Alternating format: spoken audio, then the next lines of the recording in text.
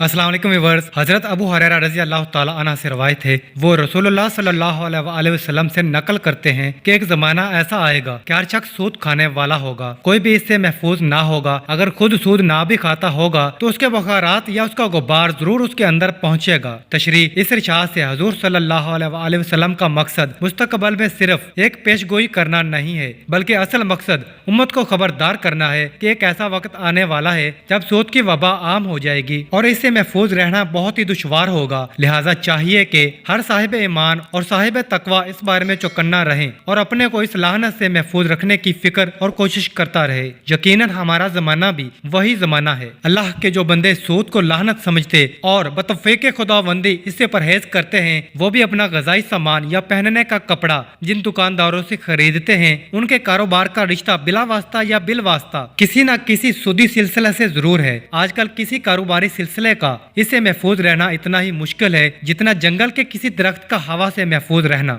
हजरत जाबर रजी अल्लाह ताला अन्हु बयान किया कि रसूलुल्लाह सल्लल्लाहु अलैहि वसल्लम ने लानत फरमाई सूद लेने और खाने वाले पर, और सूद देने और खिलाने वाले पर, और सूदी दस्तावेज लिखने वाले पर और उसके गवाहों पर। आप सल्लल्लाहु अलैहि वसल्लम ने फरमाया कि गुनाह की शिरकत में ये सब बराबर हैं। तशरीह कुरान मजीद की आयात और रसूलुल्लाह सल्लल्लाहु अलैहि वसल्लम के इरशादात से मालूम होता है कि अकल सलीम के नजदीक भी ये एक बददेही हकीकत है कि असल खबीस और मुजब लानत ज़ालिमाना गुनाह सूद लेना और खाना है। हजरत जाबर रजी अल्लाह ताला अन्हु के रवायत किए हुए इस इरशाद नबवी का मकसद और मुद्दा यह है कि सूदी कारोबार ऐसा खबीस और लानती कारोबार है कि इसमें किसी तरह की शिरकत भी लानत इलाही का मुजब है। इस बिना पर सूद देने वाला सूदी दस्तावेज का कातिब और उसके गवाह भी लानत में हिस्सेदार हैं। इसलिए जो खुदा और रसूल की लानत और उनके गजब से बचना चाहे वो इस कारोबार से दूर दूर रहे।